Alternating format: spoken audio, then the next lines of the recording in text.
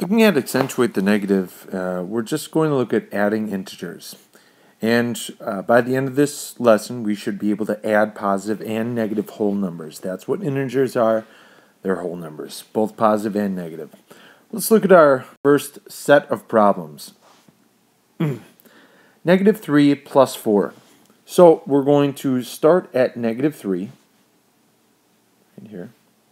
And then what we're going to do is we're going to be able to add 4. And it says right here in our rule, if you are adding positives, you are always moving to the right on the number line.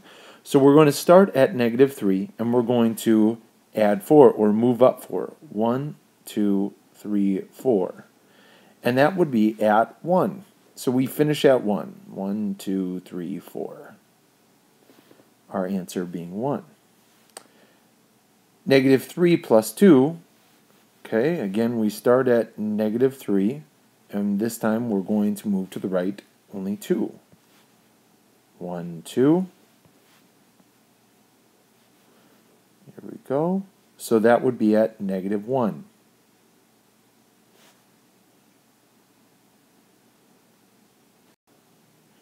Looking at the next set of problems, adding a positive to a negative.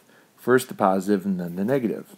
This one, if you are adding negatives, you are always moving to the left on the number line. We'll create a number line here. Starting at 4 this time. 1, 2, 3, 4. This time, seeing as we're adding a negative, I have this note right here, the switcheroo. What that means is I can take these two symbols, the plus or the positive sign and this negative sign right here, and I can switch them around. So that problem would then look like this. 4 minus positive 3. And when you have a positive number, you don't always put the plus symbol. You don't always put that positive symbol in front of it. So it just simply turns out to be 4 minus 3, and that we know as 1. But if you were looking on the number line, 4 plus negative 3, we'd move to the left 3. 1, 2, 3. Ending up here, 1, 2, 3, at 1.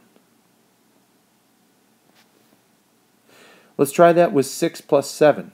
6 plus negative 7, excuse me. So we'll switch these around, the old switcheroo. 6 minus 7. All right, this is an interesting one. Just because this will then take us into the negative. 5, 6. This one we're going to have to move all the way 7 times over. Here we go. 1, 2, 3, 4, 5, 6, 7. And that ends us up at negative 1. Show that again. 1, 2, 3, 4, 5, 6, 7. Here at negative 1. So the answer to 6 plus negative 7 or 6 minus 7, both of those answers will be negative 1.